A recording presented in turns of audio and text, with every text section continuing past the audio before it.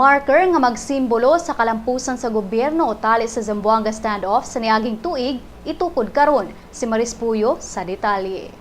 Marker nga nagsimbolo sa malampusong pagkumbati sa gobyerno batok sa mga miyembro sa Moro National Liberation Front kon MNLF sa Zamboanga standoff gitukod na.